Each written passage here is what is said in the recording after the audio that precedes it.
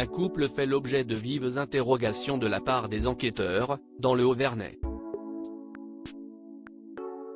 Au moment de la disparition, ces derniers se sont absentés.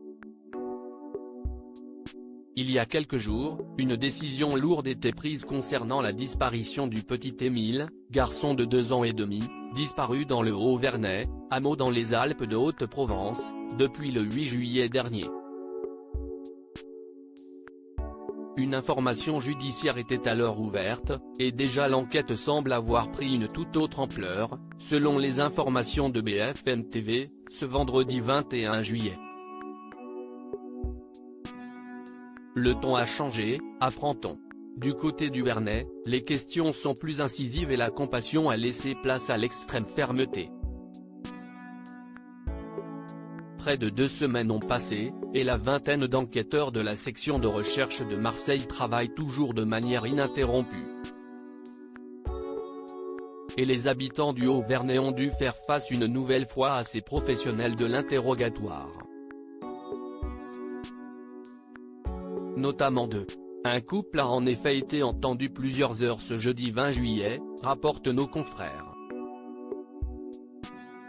Pendant 3 heures pour le mari et 2 heures pour la femme, ils ont dû répondre aux questions incisives des enquêteurs. Qui sont-ils? L'époux est en réalité le dernier à avoir vu le petit Émile.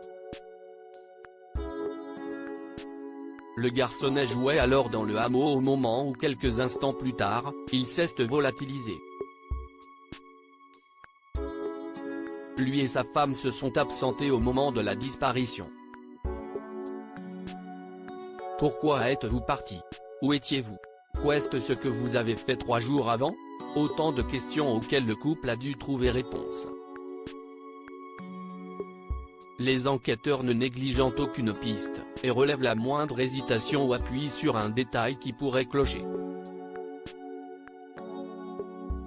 Place à la culpabilité. Cela fait plus de 10 jours désormais que le petit Émile, 2 ans, a disparu au sein de ce petit hameau situé dans les Alpes de Haute-Provence, qui est d'ailleurs interdit d'accès aux visiteurs jusqu'à la fin du mois pour éviter un tourisme malveillant.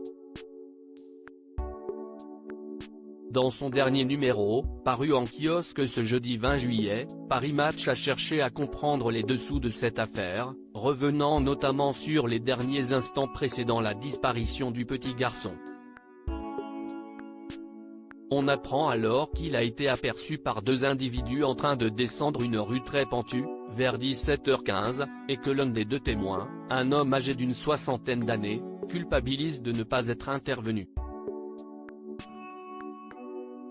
Ce dernier pensait qu'il serait alerté par son chien si quelque chose d'anormal se produisait, comme la présence d'un étranger.